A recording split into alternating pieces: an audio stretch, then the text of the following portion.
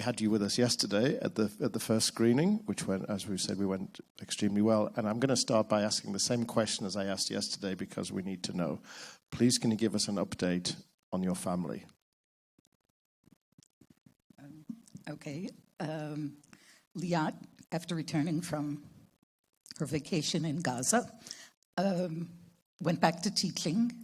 And today she is teaching, working in Yad Vashem, which is the Holocaust Museum in Jerusalem, and Yad Mordechai, which is another Holocaust museum on Kibbutz Yad Mordechai. Ofri, our grandson, the oldest, who appears a number of times in the movie, is living and working on Kibbutz near Oz. He went back after about 2 weeks of the war to work in the fields. Netta, who was at the beginning of the film, is studying chemistry in the university in Jerusalem. And Aya, the youngest, is in the army.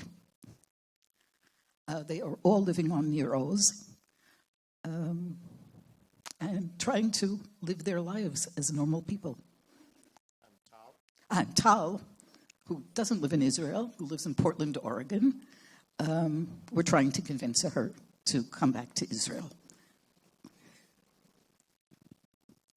You want to add anything? We've got some water there. Just if you want to help us with the water, Yoni, we've got some water. Yes, so it's obviously it must be very kind of strange for you to see this film and see your lives are now being broadcast around the world and in film festivals and going to be on television. Do you get used to that, or every time you see it, does it still a bit strange? Every time I see the film, I cringe. No, that's not me. That's somebody else that just looks like me. It is very hard to get used to seeing myself. It's not a play. We did not have a script. Everything that I say there, I actually said and did. And it's very hard to see myself like that and to relive what happened every time I see the film. And I've seen it too many times. And I just want to acknowledge your entire family for welcoming, it's a strange word, but the director, Brandon Kramer, myself, and producer Lance Kramer into your lives at the worst moment anybody could imagine. And I hope that this film can be an enduring document to this moment. And I'll also add that part of, I think, why the film exists is that you had a pre-existing relationship with the director, Brandon and Lance Kramer, who are extended cousins of the family. And so you had met 20 years earlier during their first trip to Israel. And I think that connection is what enabled the extraordinary trust that you placed in this production. Hi. First of all, thank you for coming to see the film, to everyone. I think it's important to point out that when this project was started, so it was a week between the first discussion that we, the American hostage families, had with President Biden and the trip, which was in another week. We were all under the impression that this whole saga was going to be over in a week or two, maybe 3. So it was like, hey, cool, we can make a home movie of what we're doing and give it to LIAT and Aviv when they get out of Gaza, and we can all go home. Unfortunately, this is not the way things worked out. So the way the whole situation developed also enabled this particular genre of documentary, like an ongoing thing. There was no script, or they weren't documenting something that had happened. They were documenting the events in real time. So that's the whole situation created, I think, a very special kind of a documentary film. At least this is what I understand from the critics that have reviewed the film. So it's a very special film in that respect. And the film is a very intimate film, which began in a kind of a small, simple way. But as we see in the end credits, it became kind of a big affair. And I spotted the name of Darren Aronofsky as one of the producers there. So you, as the producer, Yoni, how did you kind of decide how big the project was going to be, and how because something like this, it can sprawl in every direction. Not an easy job for a producer, and there were several producers that worked together. Maybe as the producer, because sadly we don't have the director with us, talk a little bit about how you kind of kept a focus, I suppose, is what I want to say. Yeah, I mean, the film began because Yehuda and Chaya and the family were coming to Washington, D.C., which is where Brandon, the director, lives with his brother Lance. I live in Philadelphia, which is a couple hours away. So, the film began when you guys were coming to the United States, and then we kept kind of tracking that, working with Israeli producer Hila Medalia. And that process was something that we were constantly trying to stay as close to you as possible, be as close to the family as possible, raise the funds to keep shooting and make the production go on, and try to film the multiplicity of perspectives that were happening in your family, with the idea being that we wanted to treat everybody who spoke with respect and not sort of look down at anybody who was a member of this family, which, as the film evolved, really became somewhat of a microcosm for what we were seeing across many families in the United States and around the world. And as you say, within the family, there were so many different perspectives. I mean, like every family. But in this instance, when you're trying to do justice to all of their voices, in the post-production, and Jeff Gilbert did this incredible job with editing, were you kind of showing it to everybody? Because you're never going to get everybody to agree on the film either, and everybody's going to want to participate. That's going to be an issue for you as a producer. Right. I mean, we, from an ethical perspective, made sure that the whole family, different members, had seen the film before it was shared at film festivals like the Berlinale or on television. We wanted to make sure everybody could see it and could share with us their feelings of that. And certainly LIAT was a part of that. Nothing changed in the film as a result of those screenings, but I think it was kind of a continuation of that trust that we had built together. We were, sleeping on the floor of their house. We were together for many months in that process, and we didn't want to sort of share that with the world without your family having a chance to see it first. And before we give a quick chance to the audience to ask a question, maybe again to Chaya and Yehuda, in terms of your traveling with the film and you're seeing the film in different contexts and different audiences, and which are the screenings for you that you particularly remember, and which reactions are the ones that you kind of feel particularly strongly about?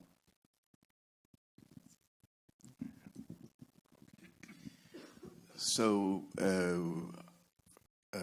I was at screenings of the film at the world premiere at the Berlinale, and consequently at Dak Aviv in Tel Aviv, and then at the Tribeca Film Festival. So in these three venues, there were three very different reactions to the film. So first of all, at the Berlinale, I think that the nuances and the sense of humor were not picked up by the audience. Whereas in Israel, so there are people who are laughing during the film because there are certain things that, as an Israeli, with an understanding of the Israeli sense of humor, that you can pick up from the film. And the audience at Tribeca was sort of a mix between the two. I mean, I don't have a comment on that, or I don't have a judgment on that, one way or the other. It's what it is. Obviously, different countries, they have different norms, and everything is good as far as I'm concerned.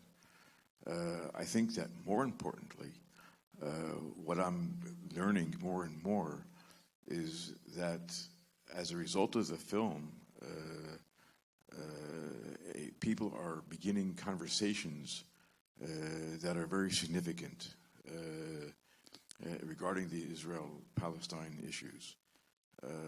Because obviously the film presents a certain perspective that I believe most audiences don't expect to hear from Israelis per se. So it's an eye-opener in that respect. Since that is the case, and that was one of my goals for going ahead with this project, was to create the new conversations, new avenues for discussion. So in that respect, I think all across the world, the film has been successful in achieving that goal.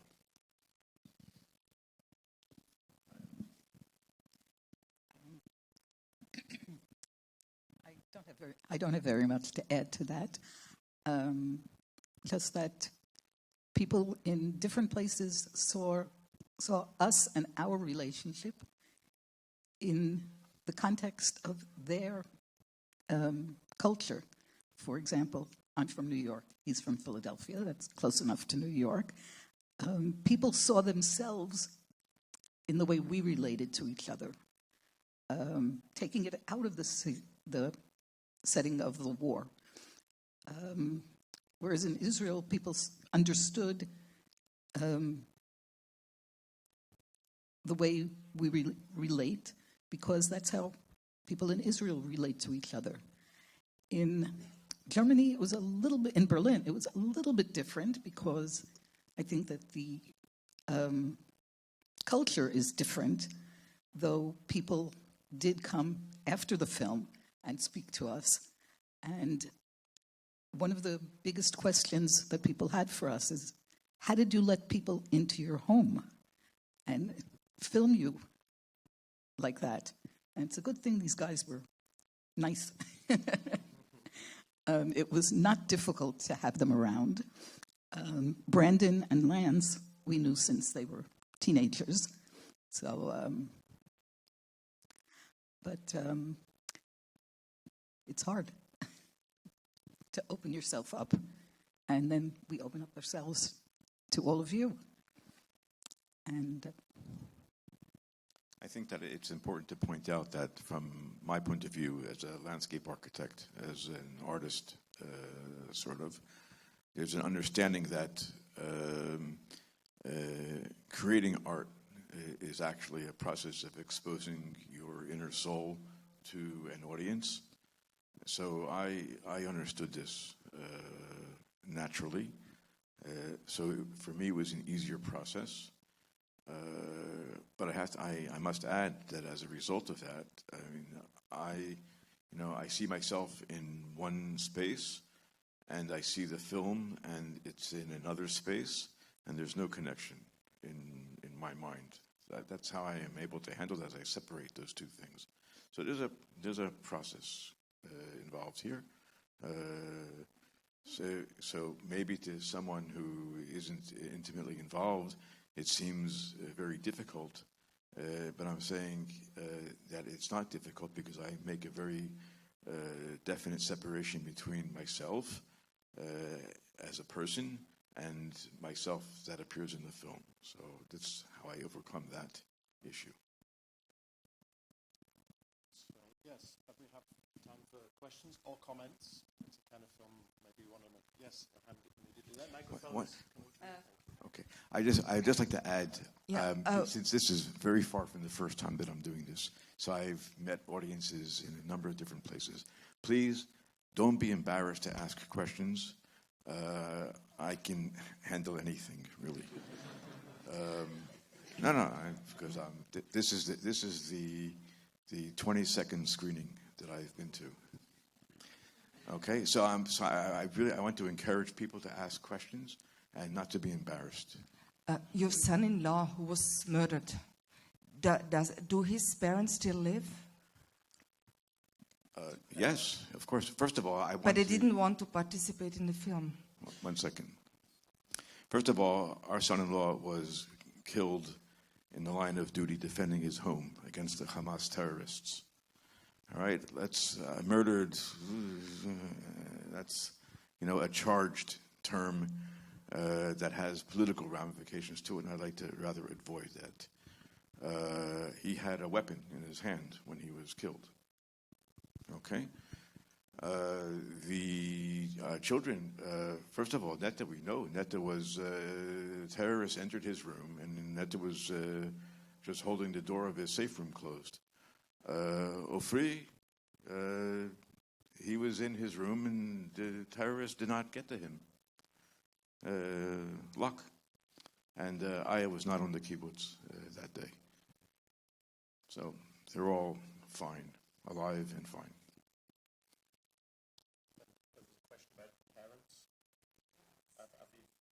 Aviv's parents. I really don't know. I know, because I remember. You want to answer that? Aviv's mother lives on kibbutz near Oz, and she was in her safe room the day of the attack. She hid in her safe. She decided to turn her safe room into her bedroom. I mean, it is her bedroom. She just made her bed and hid between the bed and the wall, left the door to the safe room wide open so that if anyone walked in, they would think no one is home. And that's what she did, and she saw feet going past her safe room, looking in, but because she was hidden, no one saw her. And Aviv's father did not live on the kibbutz. They had separated many years ago, and he lived on a moshav, which is sort of like a kibbutz, a few miles away. And also, not too many terrorists wound up there. So he and his wife were okay. The children did not want to participate in the film. They had very little to say to Yoni and Brandon when they were in Israel and filming them. And I sort of like hid from them. Now they're happy that the film was made. But at that time they were not very happy that we were doing a film or that a film was being done, because we weren't doing it. They were. But we do see Talma in the film. Yes. Yeah, I should add the Talma is participatory in the film, and sort of the editorial decisions of how much to include of each family was part of the process of trying to keep our camera as close to the family where we felt like we could bring audiences in that real-time connection that they were going through. And that was important for a couple of reasons. One, this film cannot encompass all of the diversity of stories that are happening right now in the Middle East between Israel and Palestinians, even within the families of people who have had relatives taken hostage on October 7th. This film is singular, and the Beinin family has a unique experience. So we don't want to extrapolate from that something larger and bring in other elements. So we really tried to narrow our scope and keep the film as true to what they were experiencing as we were in real time with them. Some hands at the very back.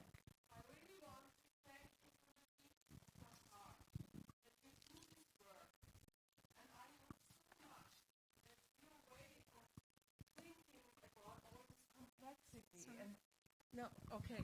And about all these very difficult themes that come over, that it will help to make really peace, yeah? Because I think that's the main goal that you are working for. And I wish it very much, and I thank you from the deep of my heart. Thank you. And also, yes, in the middle at the back, wearing a striped jumper. And thank you very much for this look into your lives and what you experienced. I wanted to ask, you said some critical things about the Israeli government. Did you had any reactions from them apart, or connections to them apart from the liaison office of the IDF?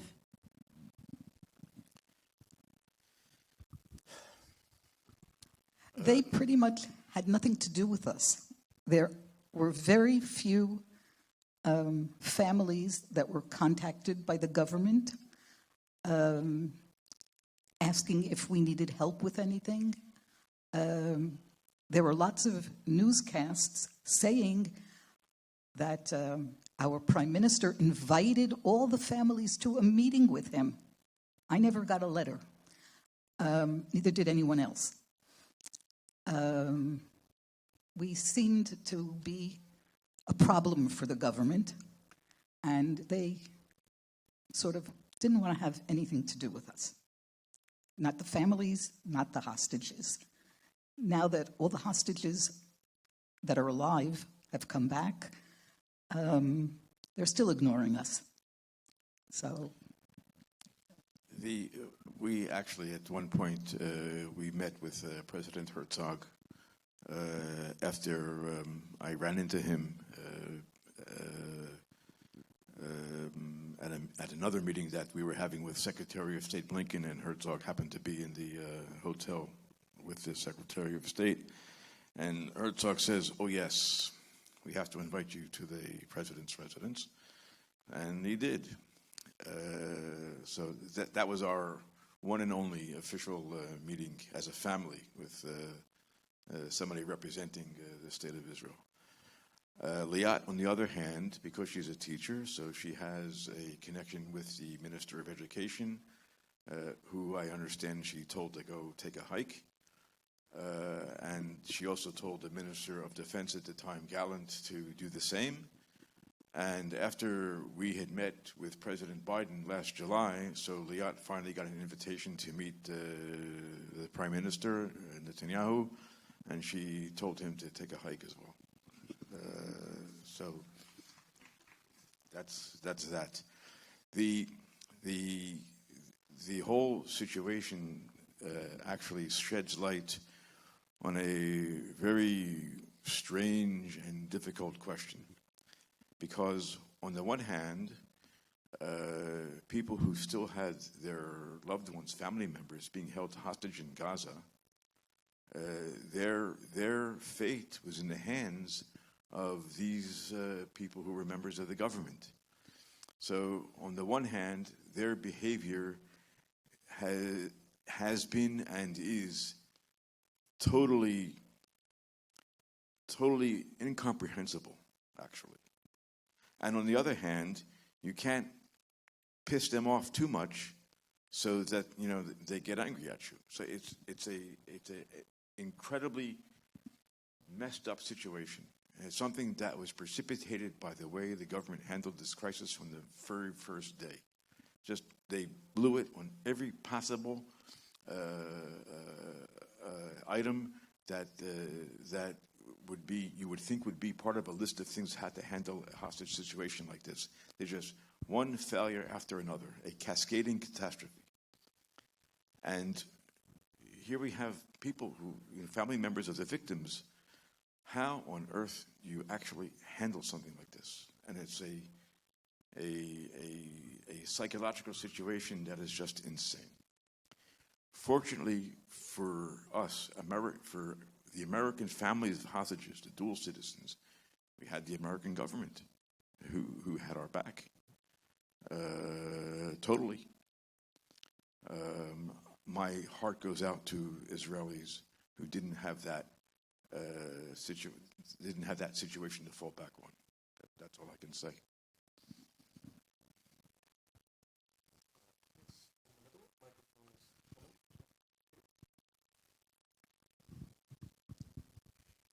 Well, first of all, also from my side, thank you very much for sharing this very powerful movie, and also for giving us an insight into all the complexities of this situation, which are, from an outsider's perspective, and also only by reading about it or hearing about it in the media, very difficult to comprehend.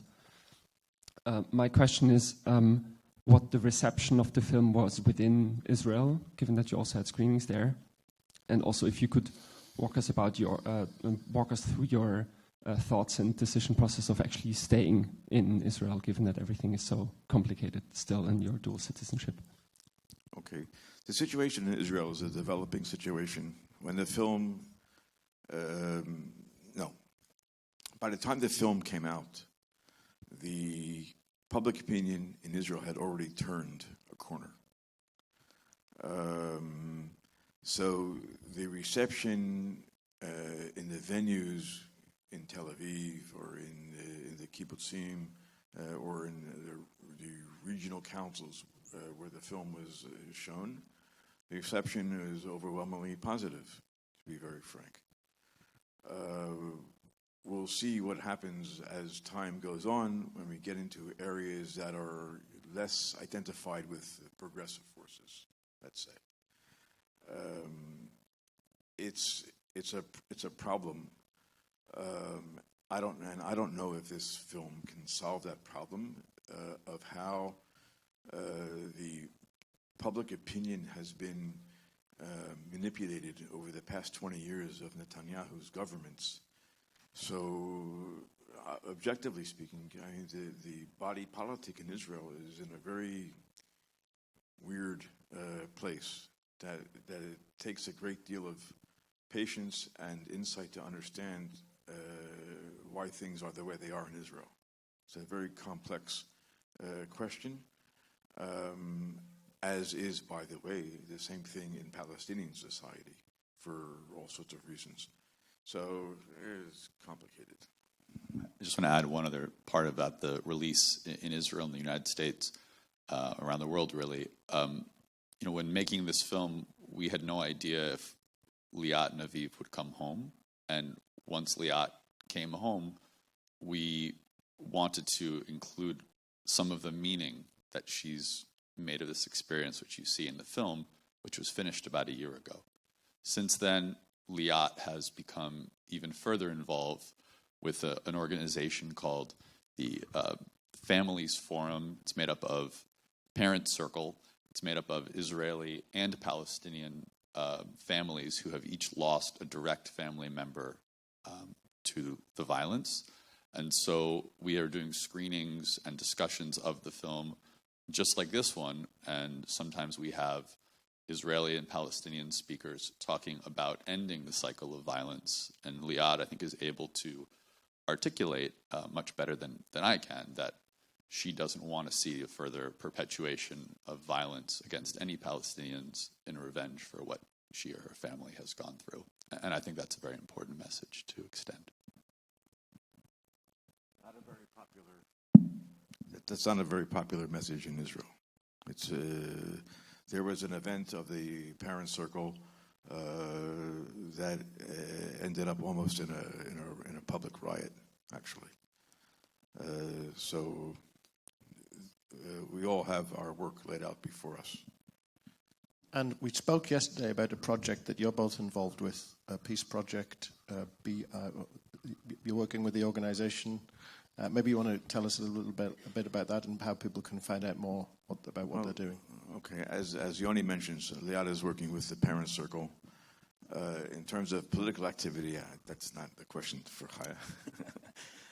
I'm involved with a group called the Forum of Israeli Peace NGOs, and we're moving forward with a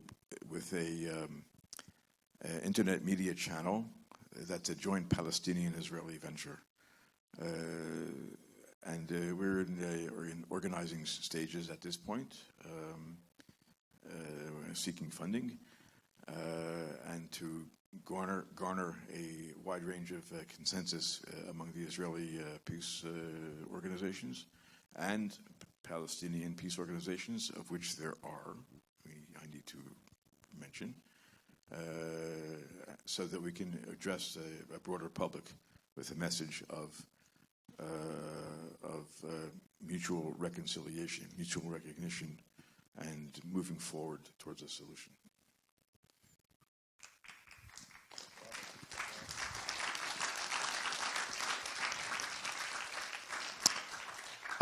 We have another question. Do you have the microphone? I wanted to ask, can I? Yes, please. Can I speak? Yes.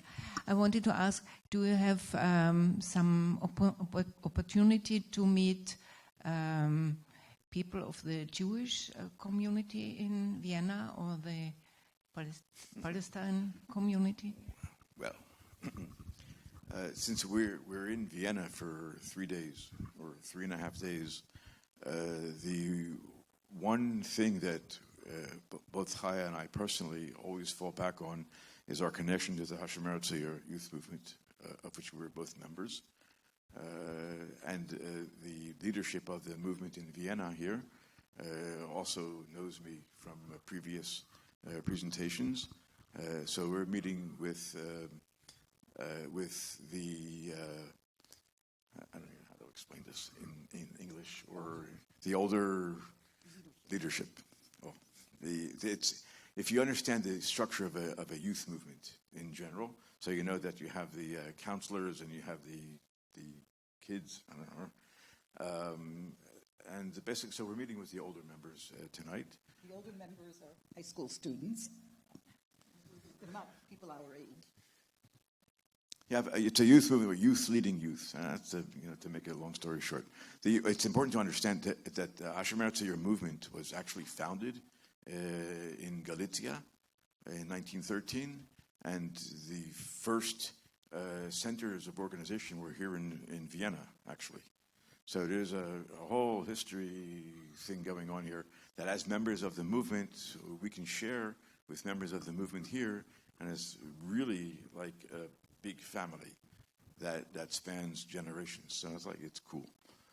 Now, on the other hand, next month I will be in the States with the film. And of course, we have people, the production team and other people that I know, organize meetings also with Palestinians.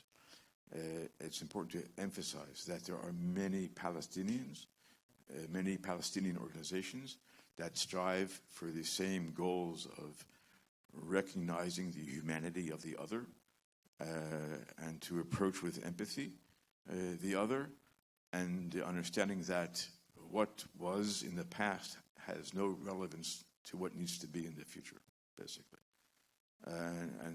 So we need to understand how to go from meetings and theoretical ideas into actual program, which I'm sure we all know is a lot more difficult than it sounds, actually.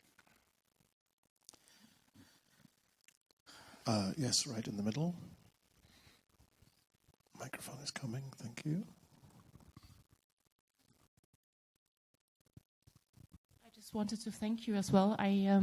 2 years ago, I read a book of Colin McCann, A Paragon. I don't know how you pronounce it.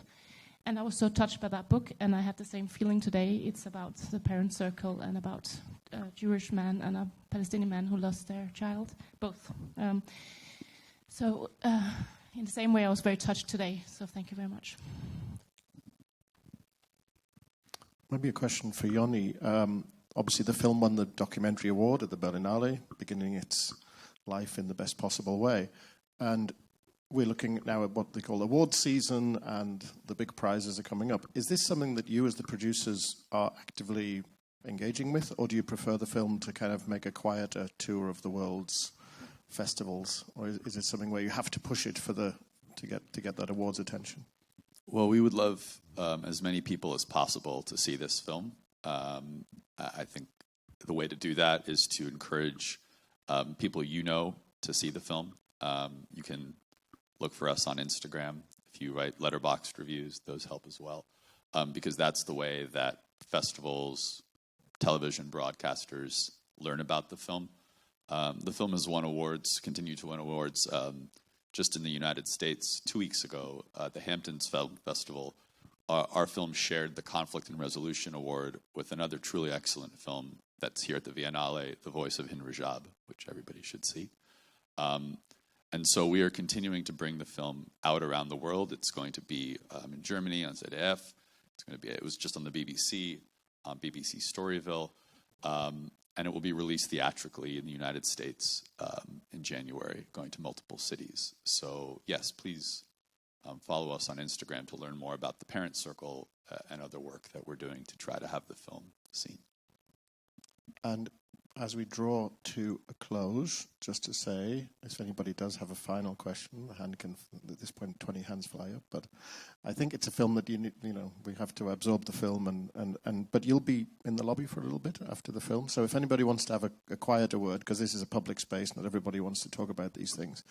But it is my duty and honor and pleasure to say, on behalf of the festival and myself, what a special experience to have you with us with this film in Vienna. You're welcome in Vienna anytime.